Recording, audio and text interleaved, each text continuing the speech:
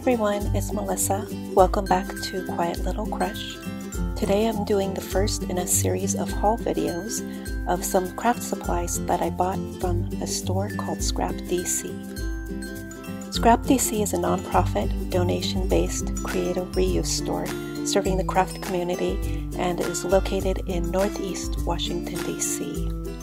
They encourage creative reuse of arts and crafts supplies that people donate to their organization. Most of the items are sold for 60 to 75% off their regular retail price. As you can see from the video, their shelves are jam-packed with all kinds of fun things you can play with, including fabrics, paints, and necessities like scissors and glue. You name it, they have it. Whenever I visit Scrap DC, I usually head to this section which houses their stickers, as well as the place that I spent most of my time last weekend, the craft paper section, to see what's new in stock. Each of the sheets of cutouts that I'm going to show you, I purchased from this section. This is where I found it here, or right behind me there's another little section that has some of their ephemeris pages. And each page cost 15 cents, which is a great deal in my book. So this is the first one. It is a page of a bunch of tags, and then there's some circles in here. And you can see how each one is a little different shape. We have some bigger circles and smaller circles, as well as some ovals and some rectangles. And the ones over here on the right hand side have a centerpiece that I can punch out and then write something in the middle or show an image through that section. This next sheet of punch outs are Rolodex cards. Now, back in the day, before we kept our contacts on computers and cell phones, we would handwrite or type out our contacts onto these little cards.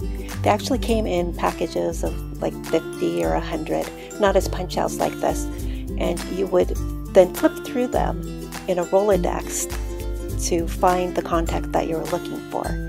And I love these teeny tiny ones here on the top. I thought those were so cute, and then of course there's those bigger ones. But I think they would be great to use for a lister's got a list spread. And as you can see, there are quite a few, so I'm going to have a lot of fun using these. This next sheet is of a bunch of bright red tabs, which I think would be perfect for marking pages in your journal.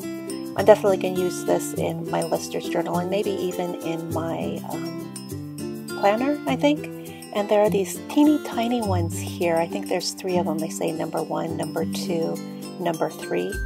And I think I can put those onto a paper clip. So I'm going to try doing that and see how that looks. And then there's these other little, what looks like tags, and they have some sayings on them. Like this one at the top, each happiness of yesterday is a memory for tomorrow. So I'm not quite sure how I will use those, but I always like quotes.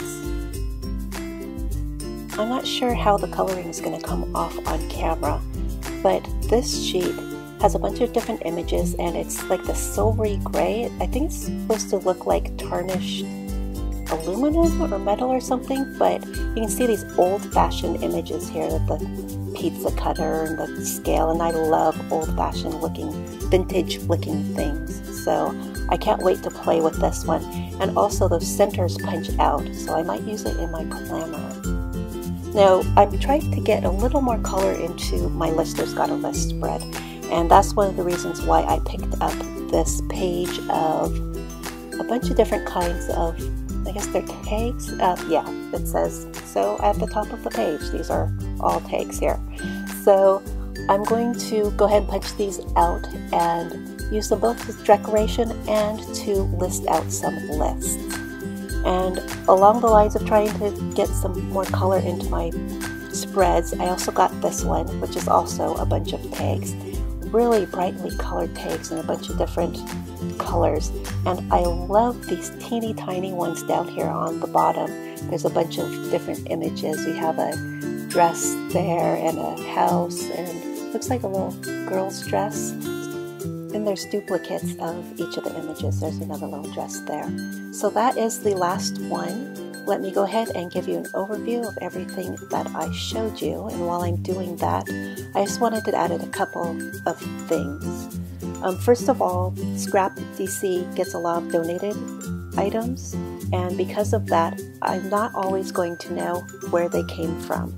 The only one that I know of is the Simple Sets scenery tag, and that was the last brightly colored one with all the tiny little tags at the bottom. But if you are in the Washington, D.C. area, I highly recommend that you go and check them out. So there you have it. If you like this video, please like and subscribe. I thank you for watching, and I will talk to you in the next one. Bye guys.